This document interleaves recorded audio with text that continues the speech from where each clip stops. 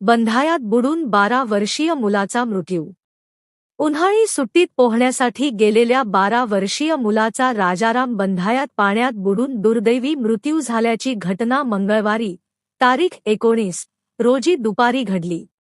उज्ज्वल गंगाराम बडगे, कसबा बावडा, मूळ गोकाक, असे मृत मुलाचे नाव आहे. या घटनेमुळे कसबा बावडा परिसरात हळहळ व्यक्त होत आहे. मिळालेल्या माहितीनुसार गंगाराम बडगे हे फरशी फिटिंगचे काम करतात. ते सध्या कुटुंबासह कसबा बावडा येथे वास्तव्यास आहेत.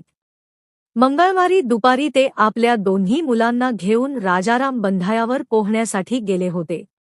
दरम्यान काही वेळासाठी ते पाण्याबाहेर आले असताना उज्ज्वल खोल पाण्यात गेला आणि बुडाला.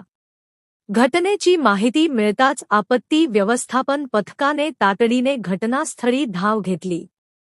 निवास जाधव, आशिष माळी आणि सुशांत पोवार यांनी अथक प्रयत्न करत मुलाला पाण्याबाहेर काढले. त्यानंतर त्याला तातडीने CPR रुग्णालयात दाखल करण्यात आले. मात्र उपचारापूर्वीच डॉक्टरांनी त्याला मृत घोषित केले.